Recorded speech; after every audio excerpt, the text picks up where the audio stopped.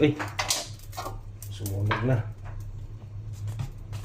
Ay guys, nasunog ang aking niluluto. Ayan, nasubrahan ng init yung ano, yung kasirola. Nag-aadobo ako. Ayan. Unahin natin ang bawang. Ang lakasan natin ay pinatay ko pala. Kasi nasusunog. Ayan, isa-isahin muna natin guys. Luto muna ako ng adobo. Iniwan ko muna yung live ko. Andoon naman yung aking BFF na si Bones Totero. Yan, sibuyas. Simpleng luto lang. Yan.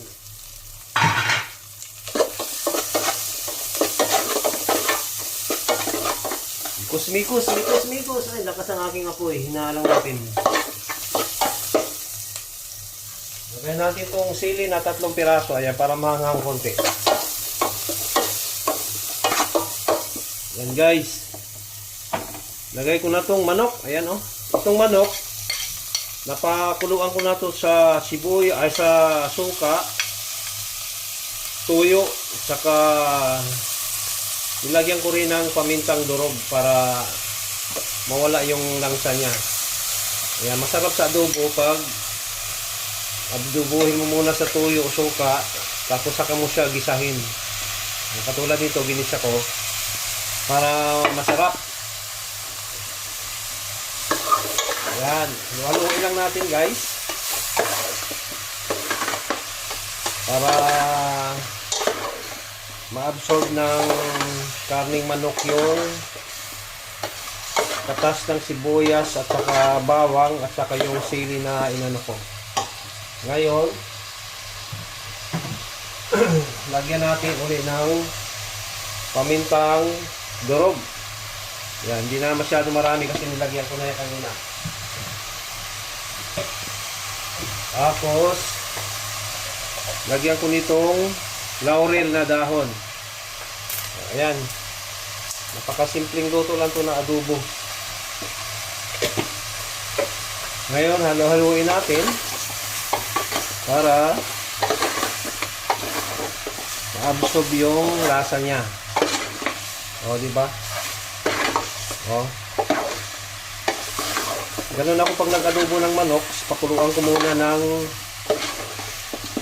muna siya sa tuyo, suka, at konting pamintang durog, saka konting tubig para hindi maalat ba.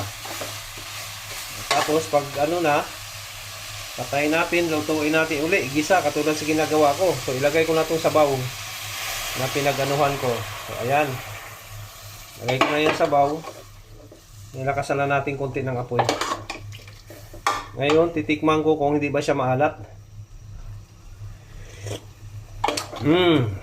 Medyo manghang konti, pero kiri naman. Ngayon, ilagay ko na tong magic sarap para pandagdag lasa ba. Yan. Anong mas masarap? Bitsin o magic sarap? Pero mas okay ako sa magic sarap. Kasi ang bitsin, pag nadamihan, mag-iba ang lasa. So, ayan guys, takpan lang natin ng mga 10 minutes. Okay? Okay guys, malapit na maluto ang aking adobong manok. Ano kayang lasa nito? Pero masarap naman siguro to. Kasi bago ko siya ginisa sa bawang sibuyas, pinakuluan ko muna siya sa tuyo, suka at paminta at konting sibuyas para may lasa at bango. So after noon, mga 20 minutes, ginisa ko na siya uli sa bawang saka sibuyas para doble ang lasa niya ba, lami, masarap. Okay. Ayan, may pang-premier na ako bukas. Para-paraan lang para may pang-premier ba. Okay, maraming salamat sa inyong papanood sa aking video na madali ang loto.